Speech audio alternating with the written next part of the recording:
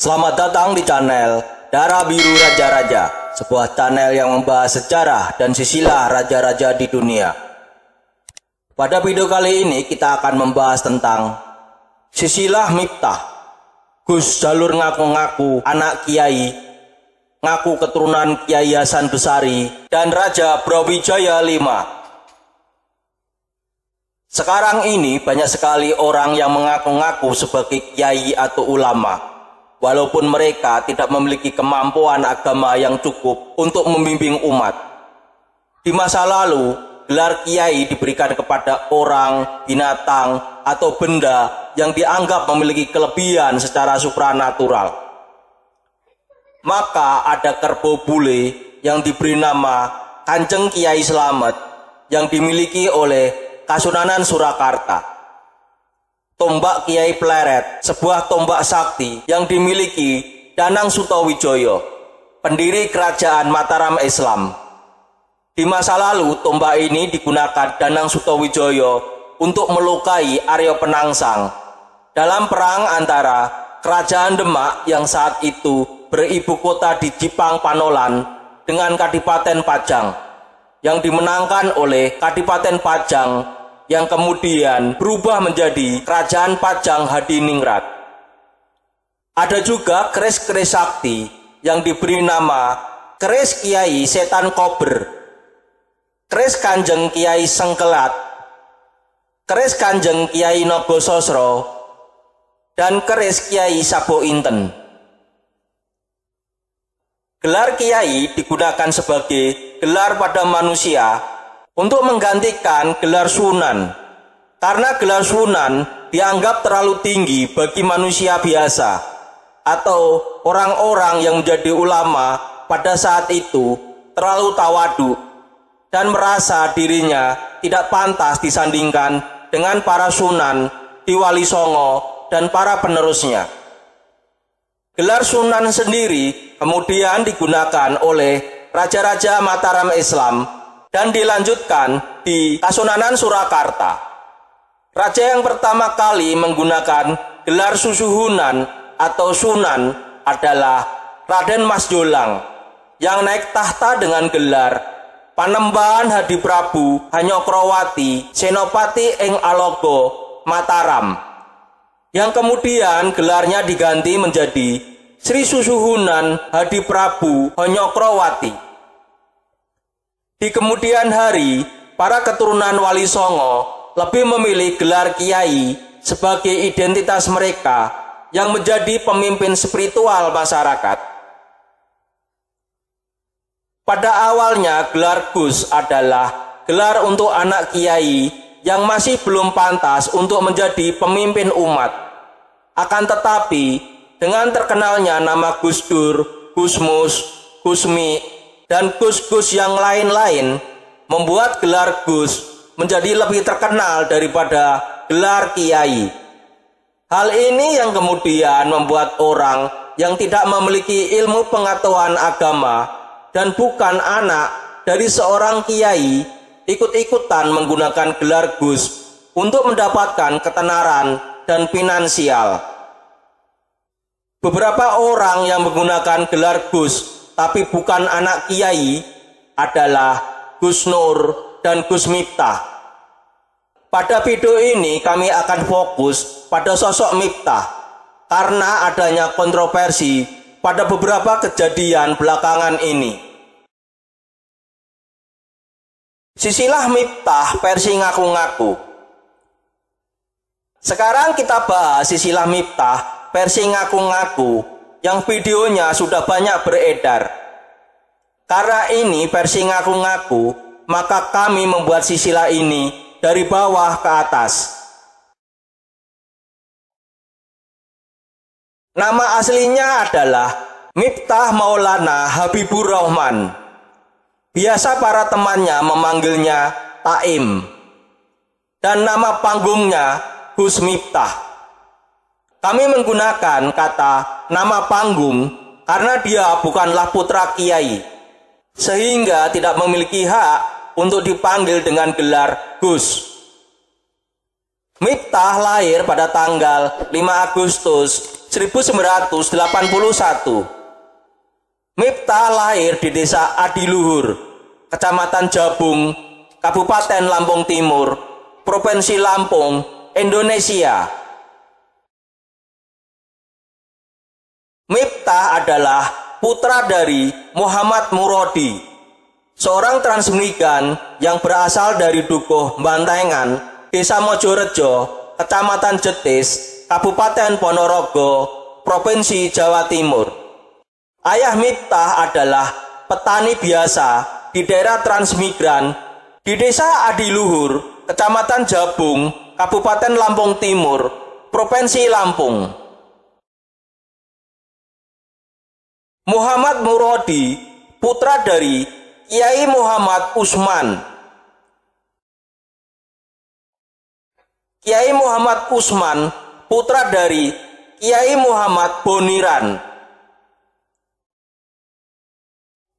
Kiai Muhammad Boniran, putra dari Kiai Jalal Iman.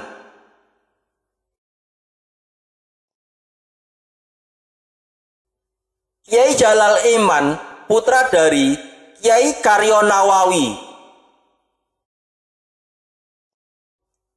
Kiai Karyo Nawawi, putra dari Nyai Madarum. Nyai Madarum, putri dari Kiai Ilyas. Kiai Ilyas, putra dari Kiai Muhammad Besari. Kiai Muhammad Besari, putra dari Kiai Anom Besari.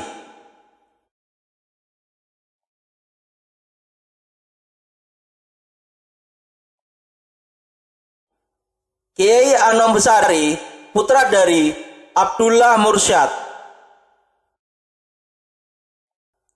Abdullah Mursyad, putra dari Pangeran Demang II. Pangeran Demang II, putra dari Pangeran Demang I. Pangeran Demang I, putra dari Susuwan Wirasmoro. Dalam beberapa video, Miftah mengatakan Panembahan Wirasmoro.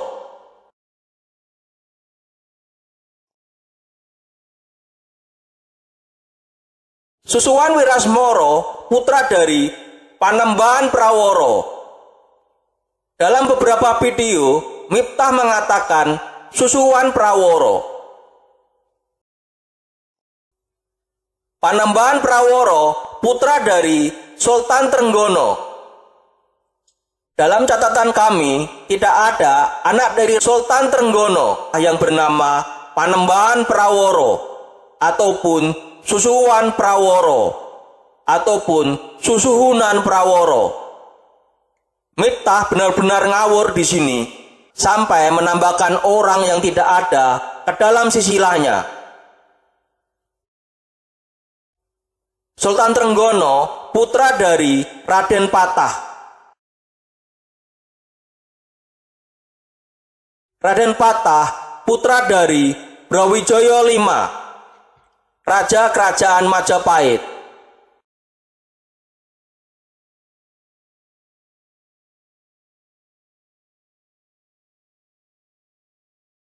Sisilah Miftah versi perangkat desa Bantengan.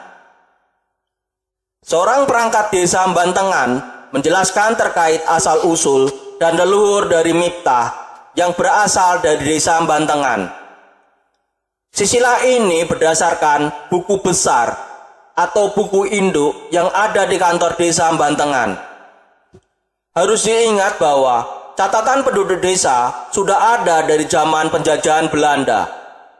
Sekarang kita lihat sisilah Miftah berdasarkan dari dokumen desa Bantengan.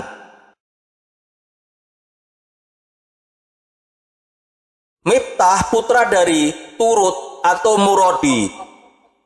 Turut adalah nama asli yang tercatat di kantor desa Bantengan. Turut adalah warga asli Dusun Bantengan, Desa Mojorejo, Kecamatan Jetis, Ponorogo, Jawa Timur. Turut pernah mondok di Kediri. Kemungkinan di pondok dikasih nama Murodi. Sampai sekarang memakai nama Murodi. Setelah mondok itu, turut transmigrasi ke Lampung. Turut atau Murodi, putra dari Boniran. Boniran, putra dari Ngusman.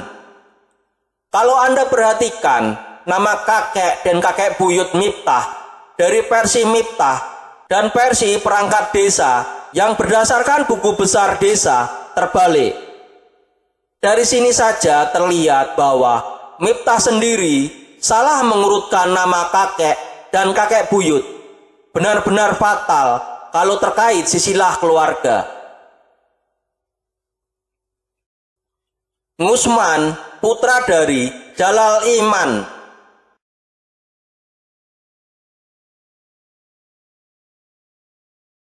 Jalal Iman, putra dari Hasan Abdullah.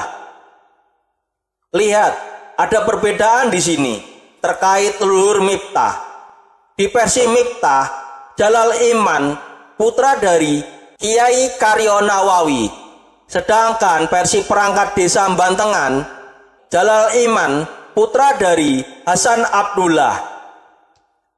Tentu yang lebih valid adalah versi perangkat desa, karena dia berdasarkan buku besar penduduk desa Bantengan. Di sini jelas Miftah telah membelokkan leluhurnya untuk mencantolkan nasabnya ke Kiai Muhammad Besari.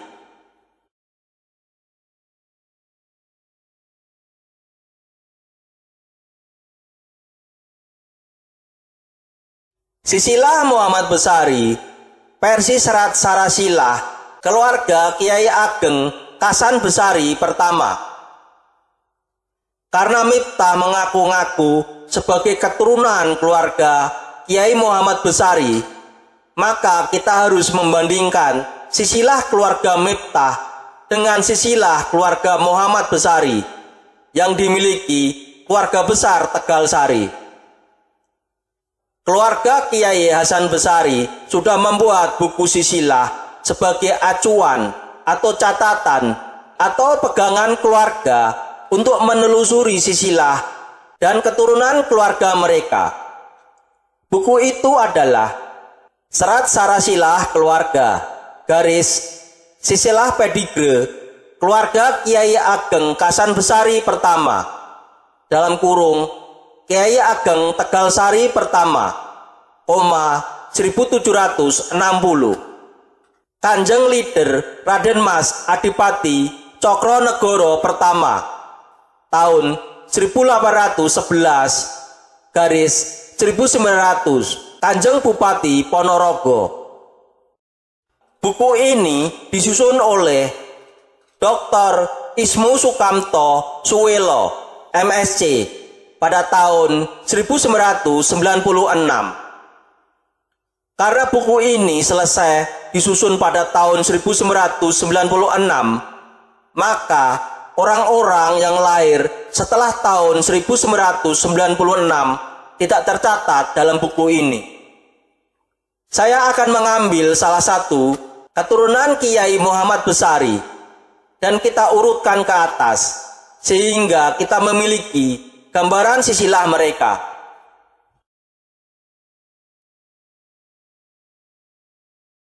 Raden Muhammad Ismail, putra dari Raden Ahmad Amin Adikusumo.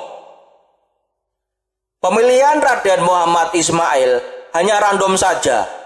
Bisa saja kami pilih tokoh atau orang lain. Raden Ahmad Amin Adikusumo, putra dari Kiai Kasan Anom kedua atau Kiai Tegal Sari ketujuh. Raden Ahmad Amin Adikusumo pernah menjadi kepala desa Tegal Sari. Kiai Kasan Anom kedua atau Kiai Tegal Sari ketujuh, putra dari Kiai Kasan Anom pertama atau Kiai Tegal Sari kelima. Kiai Kasan Anom pertama atau Kiai Tegal Sari kelima, putra dari Kanjeng Kiai Hasan Besari atau Kiai Hasan Besari atau Kanjeng Kiai Tegal Sari keempat. Kiai Kasan Anom pertama wafat pada tahun 1873.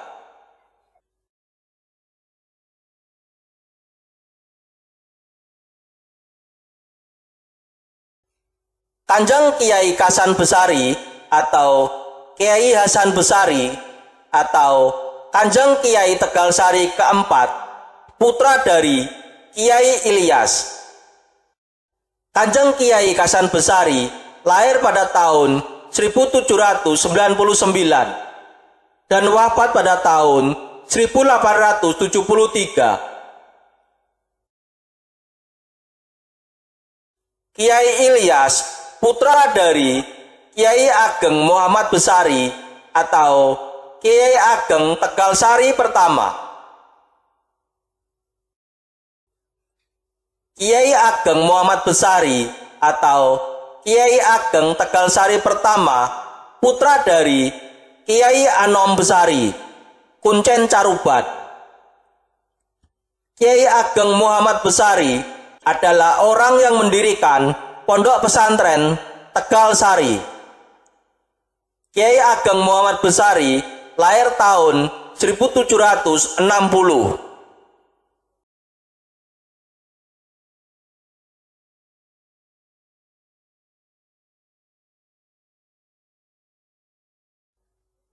Kiai Anom Besari Kuncen Caruban, putra dari Kiai Ageng Ngabdul Mursad atau Kiai Ageng Tukun, Merican Kediri. Kiai Ageng Ngabdul Mursad atau Kiai Ageng Tukun, Merican Kediri, putra dari Raden Demang dari Gelong Dalopo. Raden Demang dari Gelong Dalopo, putra dari Pangeran Demang Irawan.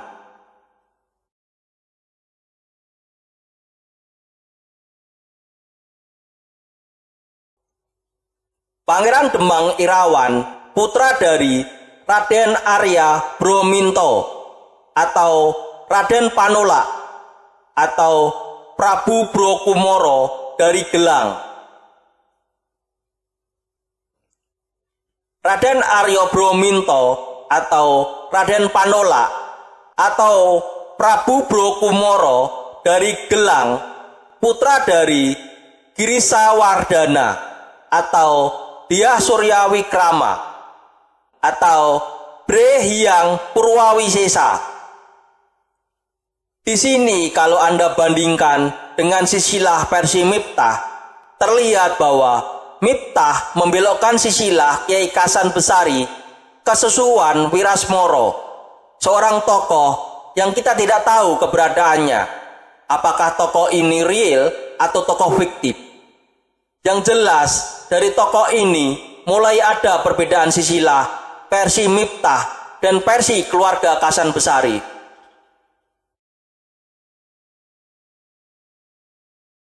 Girisa Wardana atau Dyah Surya Wikrama atau Bre Hyang Purwawisesa, putra dari Raja Sawardana atau Dyah Wijaya Kumara.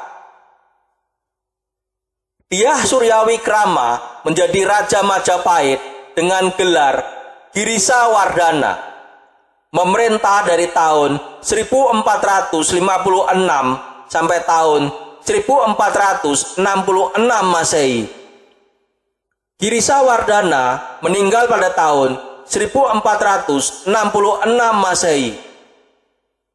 Catatan dari saya, urutan ayah anak dalam silsilah Raja Majapahit ada beberapa versi. Jadi, dalam video ini saya hanya mengikuti yang tercatat di buku silsilah keluarga Kasan Besari. Raja Sawardana atau Dyah Wijaya Kumara, putra dari Sri Parakrama Wardana atau Dyah Kertawijaya. Dyah Wijaya Kumara menjadi Raja Majapahit dengan gelar Raja Sawardana. Memerintah dari tahun 1451 sampai tahun 1453 Masehi. Raja Sawardana wafat pada tahun 1453 Masehi.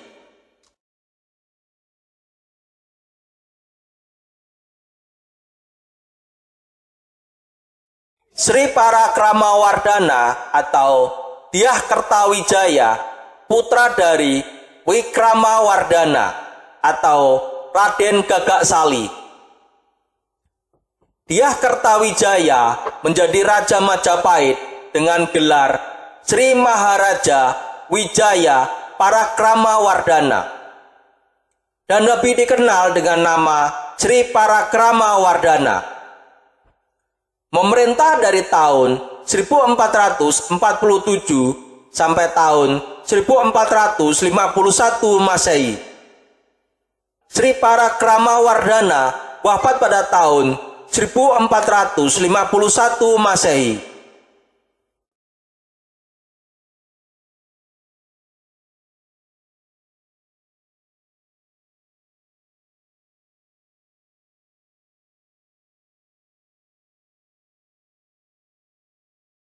Keluarga Kiai Ilyas.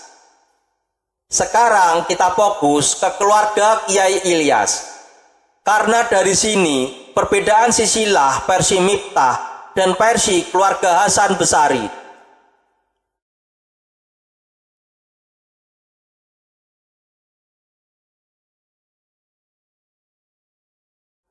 Di silsilah versi Miftah ada nama Nyai Madarum.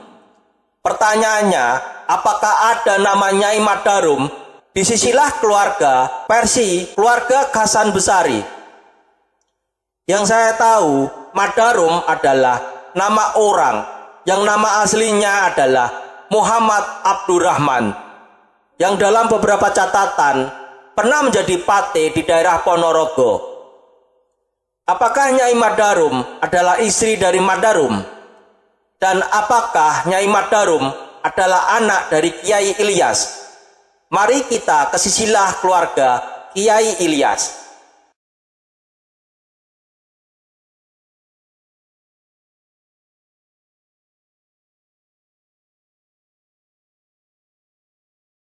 Kiai Ilyas memiliki 3 orang istri. Dari 3 orang istri itu memiliki 10 anak. Ke-10 anak itu adalah 1. Kiai Kasan Yahya atau Kiai Tegalsari ketiga.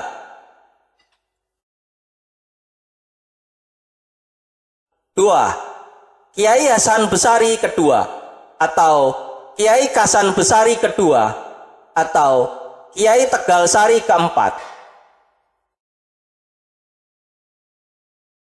3. Kiai Suheb Tegalsari. 4. Nyai Askiram kedua atau Malo, Ponorogo.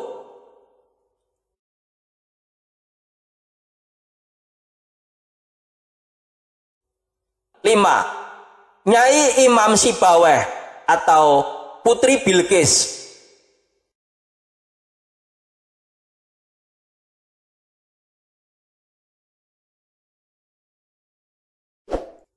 6. Kiai Sihabuddin.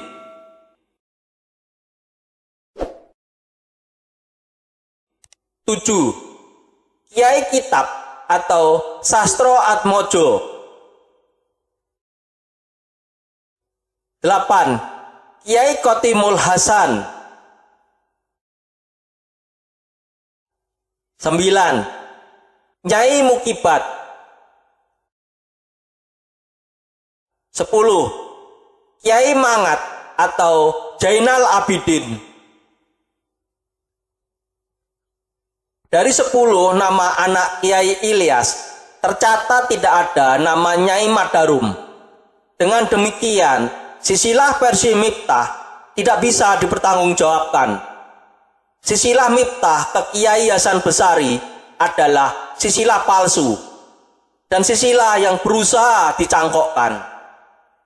Seperti halnya silsilah Ba'alwi yang mencangkokkan silsilahnya ke keluarga Nabi Muhammad. Miftah adalah murid dari Lutfi bin Yahya.